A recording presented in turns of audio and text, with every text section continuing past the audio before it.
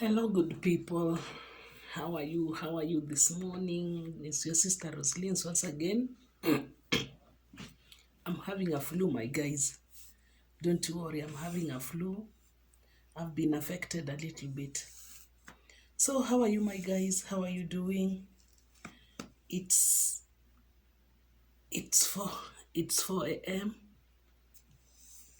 and I've just decided, guys, let us talk. Let us talk because sometimes we, the living, are the ones who will tell tales. The dead doesn't tell tales. They doesn't tell anyone anything that happened or anything that aspired to their death. But the living are the ones who will tell tales. The livings are the ones who will tell testimonies. The livings are the ones who will tell the experience. There is this motion which has been going on in social media, and I've been avoiding talking about it so much because sometimes you can't talk about something. I mean, it is just too much. It is just too much in social media. Seeing our people, our girls who are in Gulf, especially in Saudi Arabia, they are dying, they are suffering, they are being mistreated, I mean,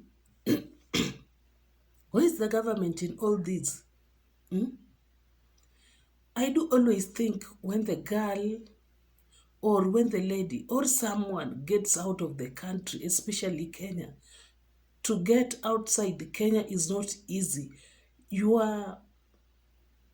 Your documents, your names and everything, how do they call it? Your data has to be reflected in the government portal.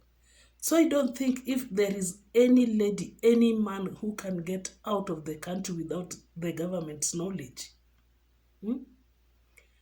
I'm very sure even if they are being sneaked out, but the government must have a way of knowing each and every one of us who is outside the country. Because for once, if you want to get out of the country, you must have a passport. There before we used to have this one. We used to have this one the years before, which has been phased out now. Now we no longer use this one. But before you get out of the country, there must be stamps everywhere. The government from JKIA, there must be stamps and everything must be included, and they must know you are in or out of the country. There must be an exit. They must sign your exit and they must sign when you are coming in, your re-entry or entry. You have to give out your fingerprints, which means your details are in the portal, your details are in the government portal, and the government knows very well so and so is not in the country. Now we no longer use this one.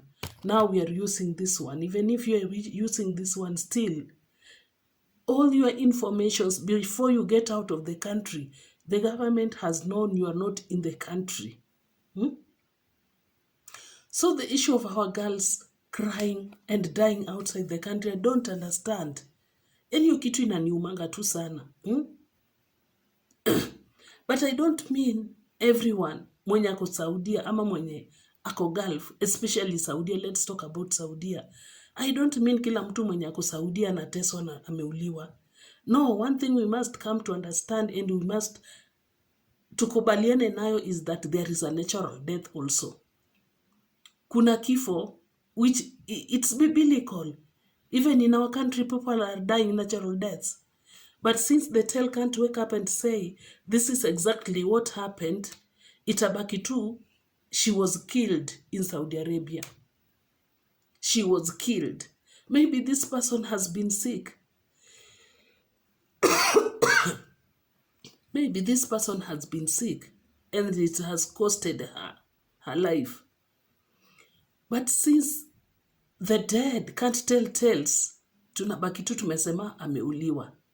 Another thing, ni zile sisi wenyewe tunajitafutianga. You know, when you are in a foreign country, let me tell you, my guys, the moment umetoka from your country and you have gone to a foreign country, Even the people who are in Kenya now, they are foreigners in Kenya. There are rules in Kenya and they must follow it to the letter. Hakuna siku gava ita regulate nini rules zake simply because no, you must follow those rules. Sasa wewe umekuja kwa wenyewe umeleta umang'aa, surely mara umetoroka kwa mdosi, mara sijui unaleta shida kwa wenyewe. Okay, I don't advocate for people killing each other, for killing others, for killing foreigners. No. But what I mean is, wakati uko kwa wenyewe, fuata maagizo, follow the rules of the country, follow the rules of the soil. Because even us in our country, we have rules. And the moment you violate those rules, you are in for it. You have to face jail, you have to face the law in our country. Same case applies to other countries. We can't just come in other countries, na sasa unataka kuleta zile, okay, like in our country, we are free. We live in a free country. So long as hujachokoza mtu, your dress, your choice. You can walk freely, you can worship freely, you can... Wheat is a little bit different with Saudi. They have their own rules. So you have to go according to the rules of the soil. So my guys, kuna vifo zingine pia sisi wenye ujitakia. Umekuja kwa boss, especially my house girls, unakuja kwa boss unatoroka. The moment unatoroka nasikia wengine unyang'anywa mpaka passport. Ati ukifika kwa boss unanyang'anywa passport. And one thing let me tell you, ukifika kwa boss, ni yeye mwenyewe anakutengenezea kitu kama hii. Hii ni ID. Hii ni ID. ID to mean that you are in that country legally. Your passport will only contain you in that country legally for 3 months. After 3 months, you must have this one. And this one, in most cases, your employer is the one who will sign for you and get for you all these.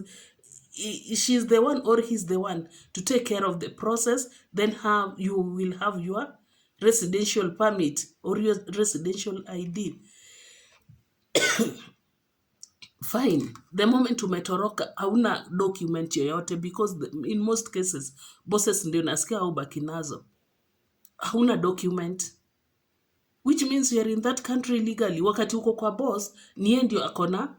Ukigonjeka niye anakupeleka hosi. Anaenda na sign kila kitu. Wakati umetoroka, umeacha documents zako, umeenda kuishi sijui. Mnajitanga aje watu. Makemboi. Kemboi, hauna documents. Ukigonjeka utaenda hosi wapi? Ndio nasikia most of them wamekufa wakawata mochari. Hakuna mtu anajua na we ni nani, hakuna mtu akona document yako because the moment umeshatoroka, your boss atapeana information kwa nini? Kwa embassy au ayuko na wewe, so he or she is free. Lo yezi mtafuta na sisi tunawatafuta. Tunatoroka kwa wadosi tukichochana hapa FB online ati nje tunapata pesa mzuri, nje sijui nini. Fine, nje kuna pesa mzuri ndio, but mind you, uko nje ama ule boss unaenda kumfanyia kazi uko nje, yeye akukutoa kwenyu.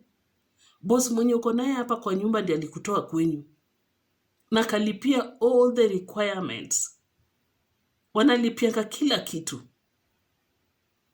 Napa ndio mi usemanga, our government also should look out on all these things.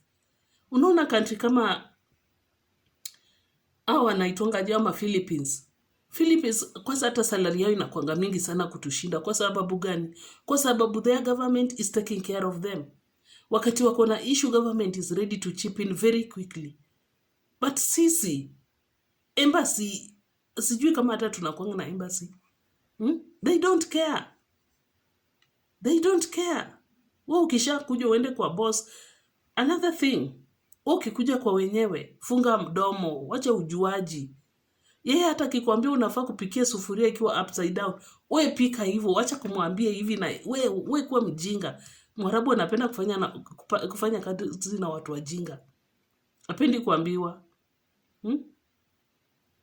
Wewe kuwa mjinga, na kitu moja niliwaambia in my previous videos, be ready kusengenywa. Kusengenywa naye ni kitu iko. mtasengenyana, msengenywe. At the end of the day, utalipwa. Kitu inatakanga ni uvumilivu. Another thing, msichana ukikuja hapa nje, be ready to work. Wacha kulala. Usingizi mingi wachana nayo. Unajua time yako ya kufanya kazi. And I don't mean you should not rest. No. You should. And even your boss should know that you should rest. So this thing of vifo every now and then in Saudi Arabia, it is just something. Yani inauma. Even hata huku nje, hizi ma Australia, hizi ma Dubai, ma wherever. Kenyans wanakufa. But it's not as alarming as Saudi Arabia. Why? I wish the dead can wake up one day and say, this is what happened. I wish the dead can wake up one day and tell the government, this is surely what is happening. This is what happened to me. Because I'm very sure not all of them are being killed. Some are being killed out there na boyfriends. Wengine wanakufa wakienda maboshos huko. Wewe ulikuja kuhave sex, Saudia ulikuja kufanya kazi. Huyo mtoto unarudi nayo Kenya ulimtoa wapi?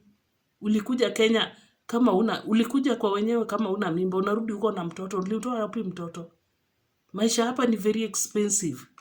Utasurvive aje na mtoto? Kwa nini tunajitafutianga mashida lakini? Kwa nini tunajitafutia mashida? My fellow Kenyans, even if ni manyege, please learn to handle yourself. It's only few years na unarudi home. Nyege haitakuua. Wacha kulala na baba wa nyumba. Wacha kulala na hao vijana wao. You came to work. Work na wachane na maneno mingi. So my dear guys, sometimes, by the way, yo maneno ya vifo, every now and then mtu anarudishwa na coffin home. Mtu uliacha familia yako, unakuja unarudishwa na coffin home. Let's avoid some things. Okay, kuna kifo ile natural, but kuna vitu zenye si wenyewe pia tutajitafutianga. Kama hizo kutukana Waiguru. Huku kuja kumtusi. Yeye hata sema nini, we assume ni kama hujamsikia na uendelee na kazi yako. Na nyinyi ma agents, wakati mtu ametoa shida zake, amewapigia simu, please receive. Na understand huyu. Uongee na yeye kama ni shida, simu muite, hata muite huyo boss wake na muwasikize.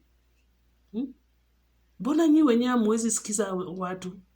Na mko hapo because of us. You are there because of the citizens of Kenya. If you can't do your work, it's very, very painful kuona Mkenya nakufa outside there. And maybe ameacha watoto wake, ameacha mama yake, ameacha watu wake, anarudi na coffin. It is very, very painful. And maybe as a government, ama as an agent, ama as an office, mungezuia hii kifo. Especially watu wanauliwa hata kwa manyumba. I don't mean hawauliwi. Kuna wenye wanauliwa na hao same bosses wenye wamewatoa Kenya. Na maybe mtu amepiga simu kwa maoffices muwasaidie. Agents hawataki kusikia. Mna end up kwa block. It is very, very painful, my dear. Let's be human at least. Let's understand our brothers and sisters who are working tirelessly out of the country. Huku majua kunanga kulala. You have to work. Majua kunanga kulala. Life is expensive. Bills ndio hizo. Watu wanakungoja home wenye wanajua uko majuu na watakangi kujua uko na watoto shule. Yani uko tuna lot of things to do. So, tuachani hii maneno to avoid maneno zingine hata sisi wenyewe. Government yetu pia iangalie sana.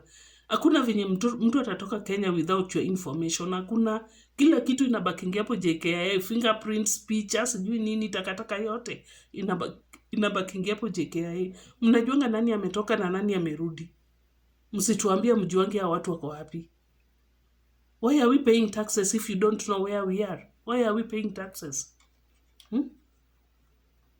Government, please take care of your citizens. Hata wakiwa hapa nje, they are paying taxes. And why are they paying taxes?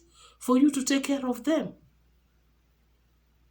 So my guys, it is very very painful kuona mtu amerudishwa Kenya in a coffin. Please, let's avoid some unnecessary deaths. With those few remarks, my people, let's pray for each other, especially mtu ameona tu ametoka hapo JKIA amekanyaga nje hiyo ndege. Siti kupanda ndege ni raha, yes, utadhania ni raha, lakini huko nje unaendanga unakutana na vituko zingine hatu uelewi. So my people, let's pray for each other every now and then. When you go for your prayers, just mention one or two people that you know. Even if you don't know anyone who is working abroad, just mention them in your prayers. God's mercy will relocate them. With those few remarks, this is your sister Rose A. Until next time, bye bye.